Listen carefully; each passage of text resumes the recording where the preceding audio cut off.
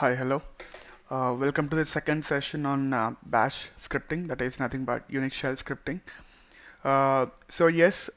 In the last session we have completely seen the introduction for this complete course, and also we have discussed the prerequisites required to start this course, and what is the actual structure of the course and what was the intention of the complete course is what we have clearly seen in the last session.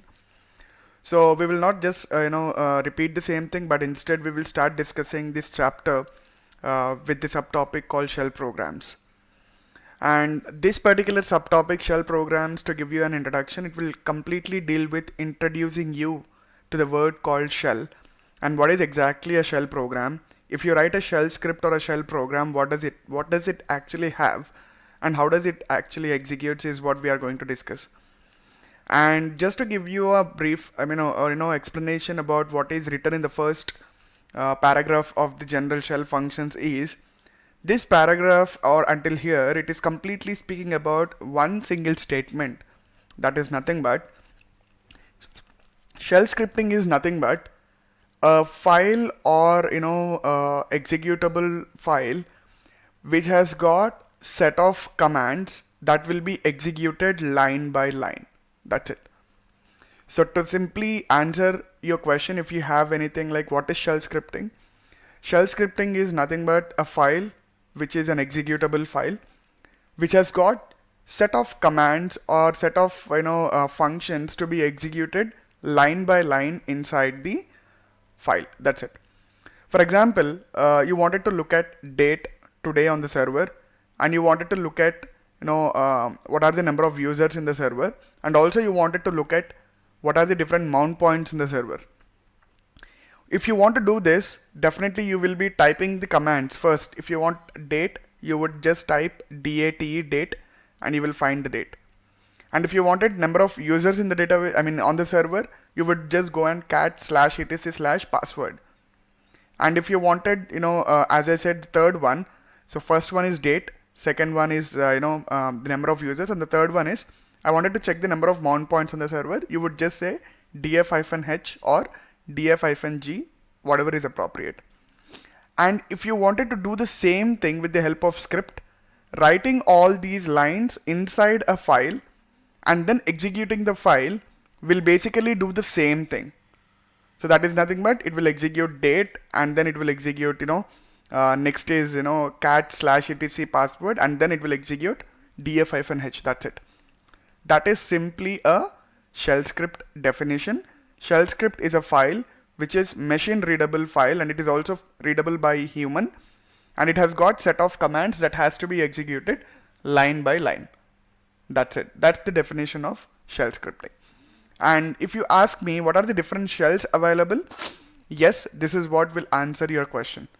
So as you see on the screen, we have Bourne shell, or it is simply called as sh.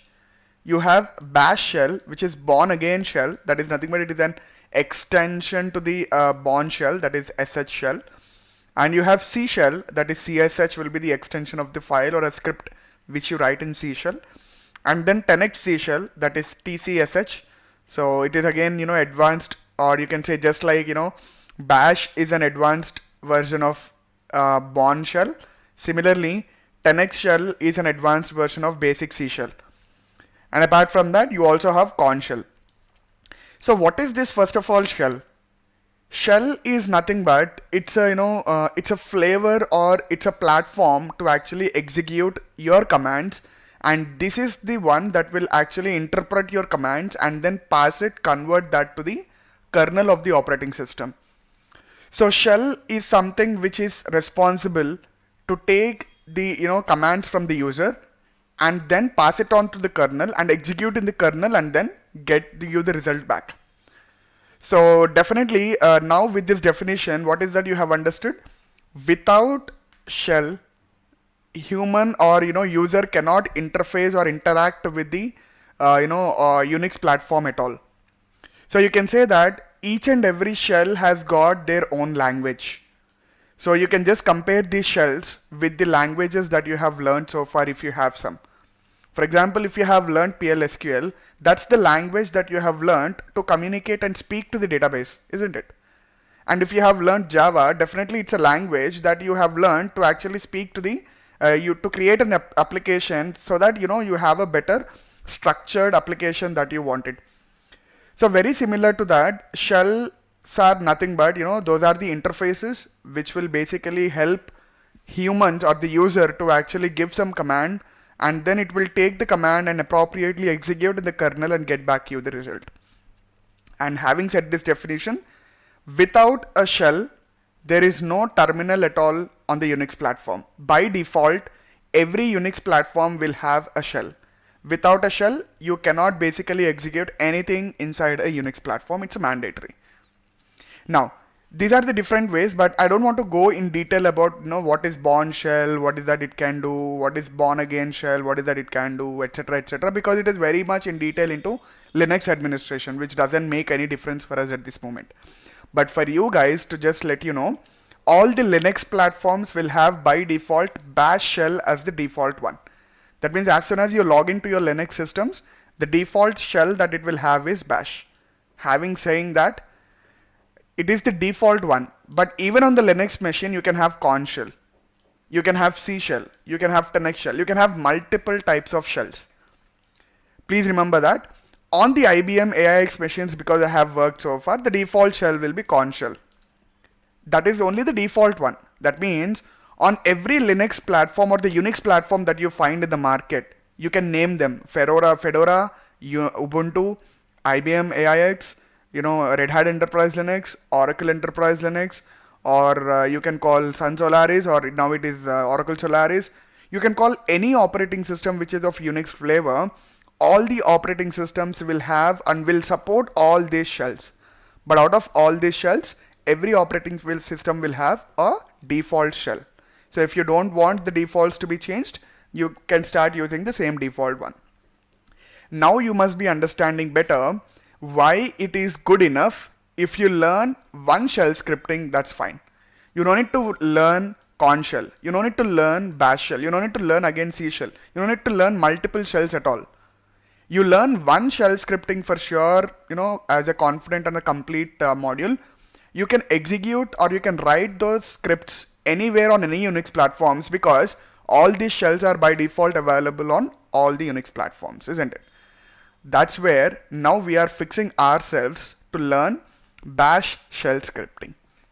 And as I said, on all the Linux platforms, bash shell scripting is the default shell that you will find as soon as you log into your operating system via a terminal, for example, PuTTY terminal.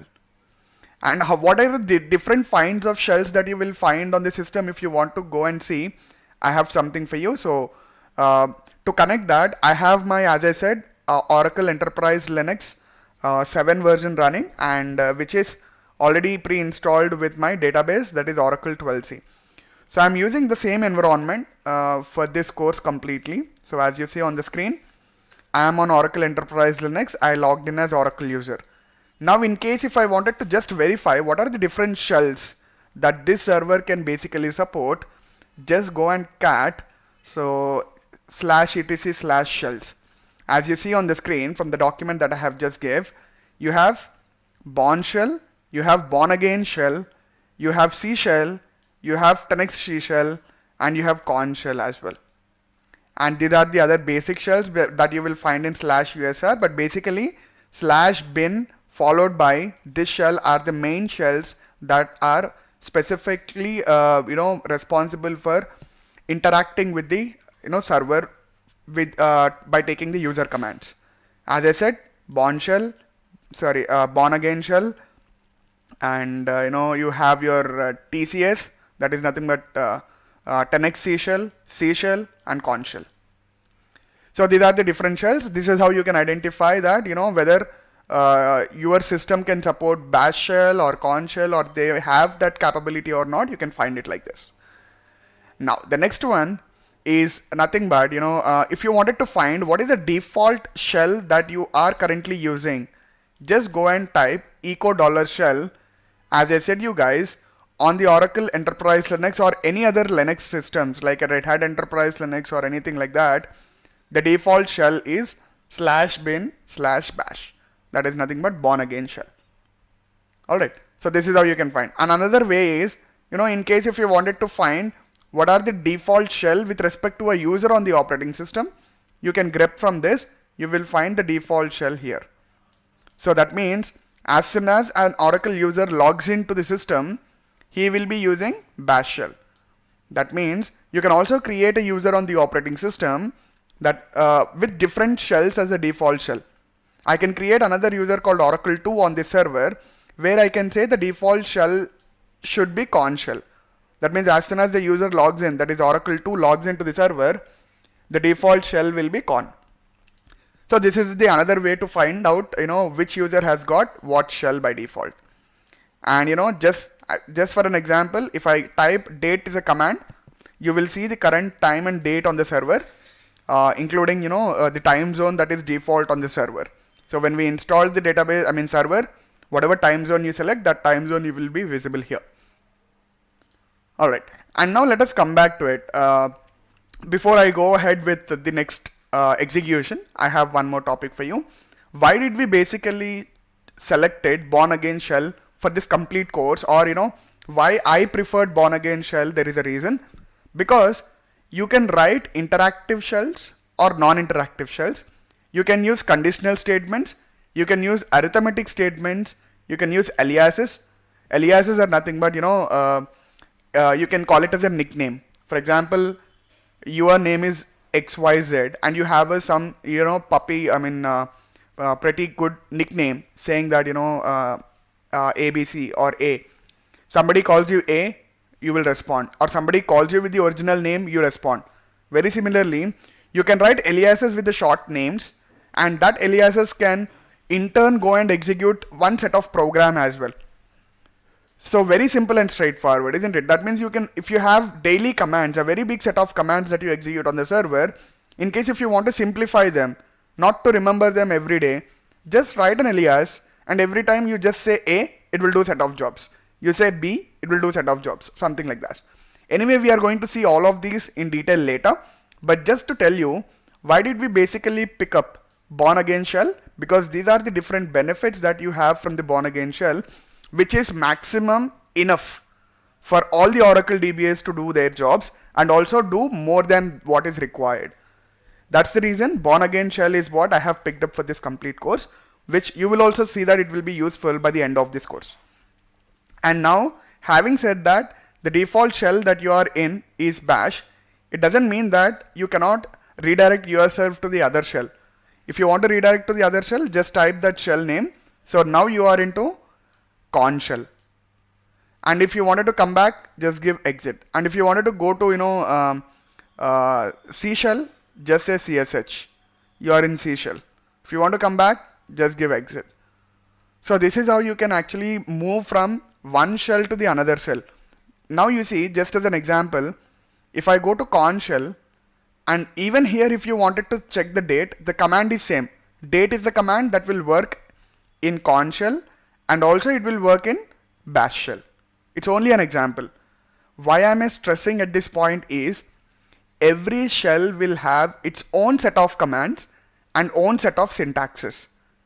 Please remember, the difference between Con shell or C shell or between any two shells that we have discussed so far, the difference would be in terms of syntaxes, in terms of options, and in terms of commands. But also remember, there will be common commands across all these shells as well. As an example, date. So date is such a command which is common across all the shells that will be available on the Unix platforms. But there will be specific commands which comes with the operating system as well, which you might find in bash, but you might not find in Con. Similarly, with the commands that you find on Con, you might not be finding them in bash. So just as an example, just to tell you guys, so just say df-h, so df-g. So it is only an example, but you can try up yourself where you will be finding out some differences. But at the moment, let us again fix ourselves to bash. So let me type this. So echo $shell. So we have come back to bash. All right. Now, how do we execute commands? What is a command basically? As I said you guys just now, the date, whatever you have just typed on the command line console, as soon as you pressed return there, you have seen the result of it. This date is what we call it as a command. Please remember, these are predefined commands which are already existing on the server. That's the reason you were able to execute. Can you execute your own command saying that date 1? It would just simply shout back at you saying that I don't see any command with the name date 1. That means the commands will only work whatever are pre-created on the server when you have the fresh server up and running. But it doesn't mean that you cannot create your own commands. You can create your own commands. How can you create? Scripting. With the help of scripting also, you can create your own commands. How is that possible? I will definitely show you that now, so that you will get little more excited of how we can make use of scripting skills. But before that, let me come back to this discussion where I know I can be able to execute or show you something conceptually, something very important about general things about executing commands. So whenever you are executing a command, bash determines that program that has to be executed, and it will be compiled inside the kernel, and then it will be executing it. And please remember, every command that you execute will be assigned with a process ID. So as I said about this process ID, let me show you here. If I just say ps-ef, I'm sorry. So just say top here. As you see, this is one command which is running called tuned. It has got the process ID called 520 or something like that. See here. So every command that basically runs on the operating system, whether it is foreground or whether it is background, will have a process ID given. And right from the process ID 1 to the consecutive numbers, all those process IDs will be for the background processes which are running to keep your Unix platform up and running. So if you want to come out of the top console, just give see, even the top command has got some process ID because I'm running top, right? So let me see that and show you. Yeah, top command also have some process ID 10810. So that's how each and every command definitely will be associated with the process ID that will help the kernel to accept the request, process the program, and then give the output on the screen. That's where you are able to see the output of the top command here. And now that is how the general things about executing the commands, and that is where the process ID with the 1 is basically for the boot procedure of your system. So we also call it as bootstrapping procedure. Without that, you don't have your operating system running at all. Now, as I said, Bourne shell, let us basically see what are the built-in commands in the bash shell or shell, and specifically in the bash, because we are speaking about bash and we are learning about the bash, isn't it? And please remember that these are not only the commands that are available in the bash, but only we are speaking about the built-in commands which are different from the other shells. That's it. So as I say, Bourne shell, because Bourne is also part of bash, because bash is advanced one of Bourne. So you have break command, cd command, continue, evaluation, execute, exit, export, get opts, hash, pwd, present working directory, read only, return, shift, set, test, times, trap, umask, and unset. These are the commands which are available as a built-in commands in the bash shell. That's the reason whenever you say break, it works. Whenever you say times, it works. Whenever you say trap, it works. Whenever you say pwd, it works. So as an example, I'll show you pwd. See, it is working because it is available as a built-in commands in the bash.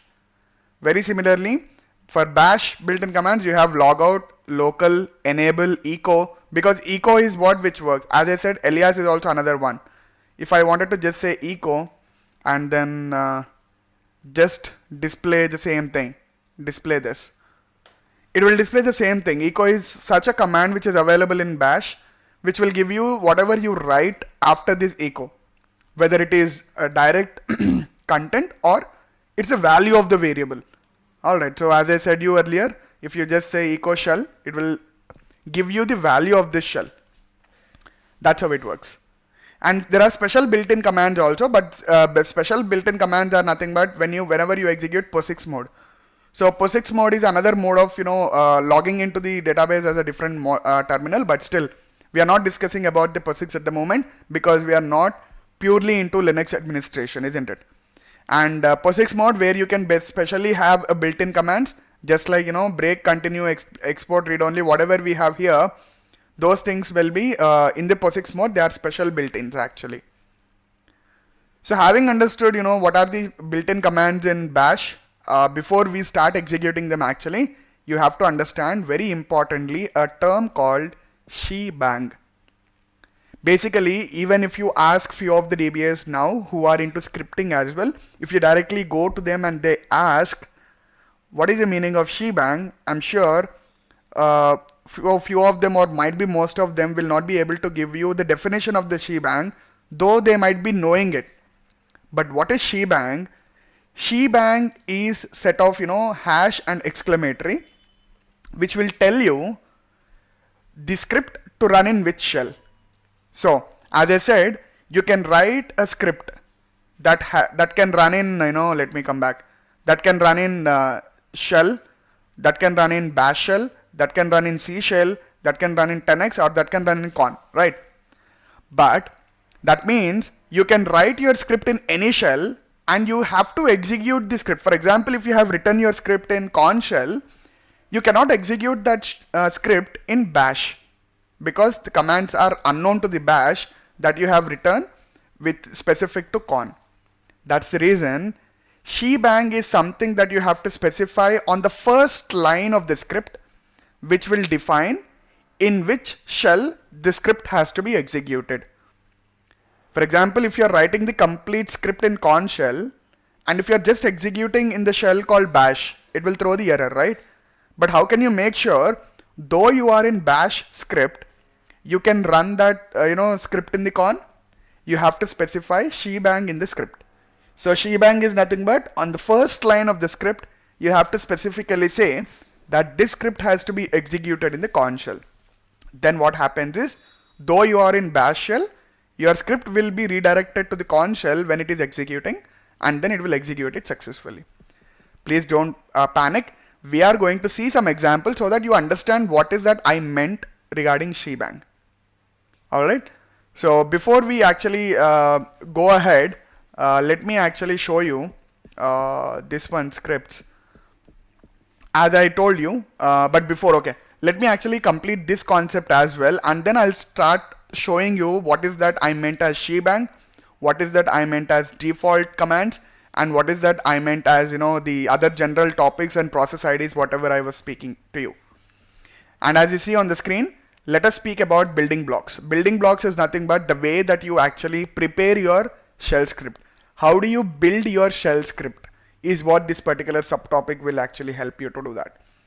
And please remember, whenever you are writing a shell, syntax is very, very important. And these are the few points that you have to remember before you start a shell scripting. That's the reason I have given these points. So let me read them out one by one so that you will be able to find them or understand them while I read. So the first point is the shell reads its input from a file, from a string, or from the user's terminal. So if you need some input to be given to the script, definitely you can do that. It is not just it will go blindly execute inside what is there inside the script, but shell script has also got the capability of taking the input from the user and then act on execute according to it. But everything will be dependent on how do you write it. And input is broken into words, operators obeying the code rules, and that you will be seeing in the chapter number 3 that we are going to discuss that later. And these tokens are separated by meta characters. Alias expansion is performed. So this is how it will, whenever you give some input, it will break that input into words and operators, and then it will pass it to your script, and then it will execute it there. And shell parses. Parsing is nothing but analyzing and substituting the tokens into simple and compound commands. So whenever you give some input to the script, it will then parse it and it will break it into simple parts, and then it will assign it to the shell inside the shebang that you specify. So bash performs several shell expansions, breaking the expanded tokens into lists of file names, commands, and arguments. So that is internal functionality of shell how it basically divides the complete job into parts. And redirection is performed if necessary. Just as an example, as I said, for example, from one script, if you are calling different script, it will go to that script and it will come back to the original script once the internal script execution is done. So this redirection from script to script, from argument to argument, is basically taken care by your shell by default. And all the commands, whatever you give inside the script, are executed. That means whatever you type inside the script, even a single dot, even that will be executed. So make sure whatever you write inside the shell script, there is some meaning for that shell script. And because if there is no meaning for that line, whatever you write inside the script, you will see some error and your script will break off from that error point. It doesn't continue after it finds an error. So optionally, the shell also waits for the command to complete and collect its exit status. So as I just said if you just write dot inside a shell script, it will exit with error. And definitely you can wait for that error and capture that error code and come back of the shell script as well. And what are the shell commands? As I said, you can use a simple shell command called touch, which will create empty files called file1, file2, file3. And it is followed by the arguments. This is nothing but input, right? This is the command. And for this command, what are the input arguments? File1, file2, file3. With these file1, file2, file3, what is that understood to the touch command? It understood that it has to create empty files with the name file1, file2, file3 in the same location. And you can also use piping. This is where it's called as redirection. So output of the first command should be given as input to the second command. So just say ls and more, that means output of ls will be given to the input for the more, so that it will be performing more at that point of time. And similarly, you can do multiple things like gunzip. Gunzip is nothing but unzipping a zip file and also extract it. So you wanted to gunzip it and tar with the using of tar. If you wanted to also extract the file, you can do it one after the other by using the pipe one. I'm hoping that you guys know already what is pipe, because to look at the background processes for the database running at the background, you must have already used ps-ef pipe, grep smon or grep pmon or grep anything. So piping is nothing but taking output of the first one and giving it as an input to the second one. That's it, simple and straightforward. And functions, you can define your own functions inside a shell script, and you can call those functions wherever you wanted that to be executed. So we are going to see how do we define the functions also. And for each and every function and for the complete script, you can define your own parameters. Parameters are nothing but you can also call it as a variable, or that will actually store some value for you. And depending on the value that you store for the variable, you can actually act on the further steps in this script. So that is what we call it as parameters. And expansions, we have your expansions like brace expansion, like closed braces, open braces, square braces, flower braces. And for the arithmetics, we have a different types of expansions. And for word splitting, we have a different types of expansions. And for file naming, if you want to name a file also, you have a different kind of expansions. And these expansions we will definitely find whenever we are executing them, because if I just blindly say brace expansion, that means you have to use braces only in the conditional statements, you don't understand it.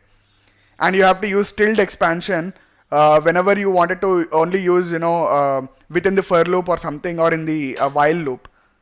And if you wanted to use arithmetic expansion, you have to use double braces or something like that. So you will be using it whenever it is visible for you, so that you gain the experience then and there. And as I said, redirections is what we have already concentrated, and executing is nothing but, this is very, very important.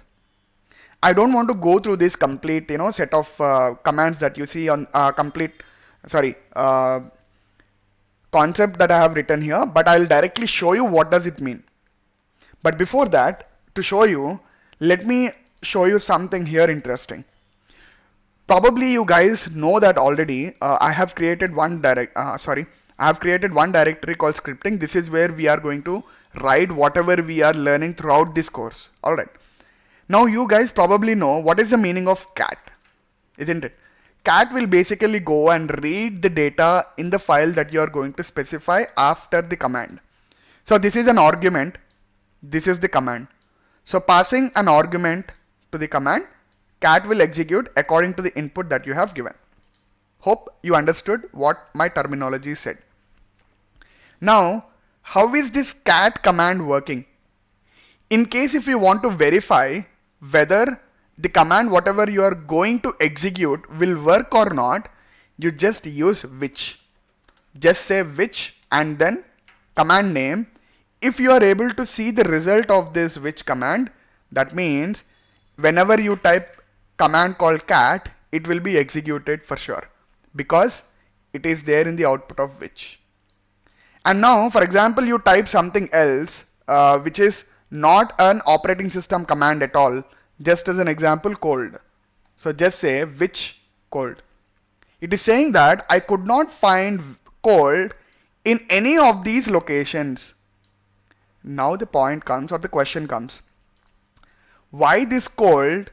Why the complete shell is basically searching for the command called cold only in this set of locations? Because these are the set of locations that has been given in the variable called path. Now you just go and compare. There is a variable called path in the operating system by default, which has got all these set of locations which are separated by colon. So as you see here, colon, this is location 1, colon, location 2, colon, location 3, colon, location 4, colon, etc., etc. Now, with this, what is that I'm trying to tell you? Whenever you type a command on the operating system like cat, it will try to go and find out whether that command is existing either in location 1 or in location 2 or in location 3 or in location 4, etc., etc. Now, whenever you fired which command, it is clearly showing you that cat is the command that I was able to find out is available in /user/sbin, which is nothing but it is here. So the command called cat is available in location 3 that you have specified in path variable. But cold is a command that you wanted to search which is not available in any of these locations. Similarly, if you just say SQL plus, it will not work. If you just say which SQL plus, it will not work because SQL plus is a command line which is not available anywhere. Right, now let me show you some magic. As soon as you set up the environment variables of one database called OraCDB2, now you just verify which SQL plus. You will be able to find that yes, I can find SQL plus command in this location. So how is that it is able to find? Because your path variable is updated with this location. Because it is also updated with this location when you set up the environment variables, it can find SQL plus command inside this location. That is the main reason of how your commands will basically work. Now if you just fire SQL plus, it will work because it can find it. Alright, now having understood this, now in case if you want to write your own commands, how do you write? Now I'll tell you something very, very interesting. I wanted to create my own command. Instead of just date, I wanted to create my own command called Oracle date. If I execute it, will it execute? No, because this is not available anywhere. See here, it is not available in all these locations. It is not there at all. Now if I wanted to create my own command like this, now this is where I have to give shebang first. Now as you see here, I wanted to create this script, but the first line says that shebang, that is hash value and also exclamatory mark, saying that whatever I'm going to write in this script, in this file, you have to execute that in the bash shell. And in case if you want the complete script to be executed in the Korn shell, you have to give ksh. This is where shebang will actually work. So I have created my file. So this is the command that I wanted to basically get executed as soon as I type Oracle date. So just say, because Oracle date, if I'm typing, it is not executing, right? Now to run this script, basically it requires execution rights. So I am giving execution rights for this script. And now because this particular command is in /home/oracle/scripting, if I type directly Oracle date, it will not execute because this particular location is not part of your path variable at all. That's the reason what I'll do is I'll copy this one and then copy to one of the locations which is already part of your path variable. Alright, So now I copied it to /bin location. Now if you just say Oracle date, will it work? See the beauty? It has worked. Earlier when I said just Oracle date, it did not work because this particular command was not found in any of these locations. But now after I created my own script, inside the script I said what to do and I copied it to the location which is one of the locations of the path variable. It started working fine. This is the beauty of your Unix. This is how Unix works. Commands are nothing very different, and they are not actually available right from the kernel of your operating system. No. For each and every shell, there are set of commands which are basically created for you, built-in commands, and they have been part of either of these locations. So that's the reason these commands are working. So in case if you wanted to create your own defined commands, you can also do that with the help of scripting with a very simple example like this. Hope that has given you a very good insight of how scripting will basically work.